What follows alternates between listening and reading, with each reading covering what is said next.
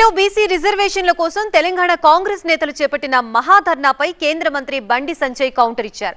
ముస్లిం రిజర్వేషన్ల కోసమే కాంగ్రెస్ ధర్నా అని విమర్శించారు. కాంగ్రెస్ ధర్నాకు బీసీల మద్దతు కరువైందన్నారు. బీసీలకు ఎవరేం చేశారనే దానిపై చర్చకు సిద్ధమా అని సవాల్ విసిరారు కేంద్ర మంత్రి బండి సంజయ్. తెలంగాణ రాష్ట్ర కాంగ్రెస్ పార్టీ హోటల్ మేనేజ్మెంట్లో గ్లోబల్ కెరియర్ ప్లాన్ చేస్తున్నారా?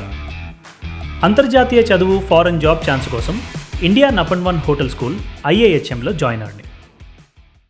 కాంగ్రెస్ పార్టీ ప్రభుత్వం బీసీ రిజర్వేషన్ల కోసం అంటూ ఇవాళ ఆందోళన కార్యక్రమం నిర్వహించడం నిజంగా హాస్యాస్పదం. కేవలము కాంగ్రెస్ పార్టీ ప్రభుత్వం ఇచ్చేది 5% మాత్రమే. 10% రిజర్వేషన్లు ముస్లింలకు ఇస్తున్నారు. 42% రిజర్వేషన్లో 10% ముస్లింలు, 5% మాత్రమే ఇలా బీసీలకు ఇస్తే దీన్ని బీసీ రిజర్వేషన్స్ అంటారా, ముస్లిం రిజర్వేషన్స్ అంటారా? కాంగ్రెస్ పార్టీ స్పష్టం చేయాలి.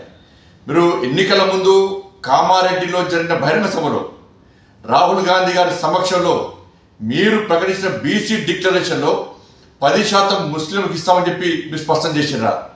కామారెడ్డిలో మీరు ఇచ్చింది బీసీ డిక్లరేషన్, ముస్లిం డిక్లరేషన్ కాదు.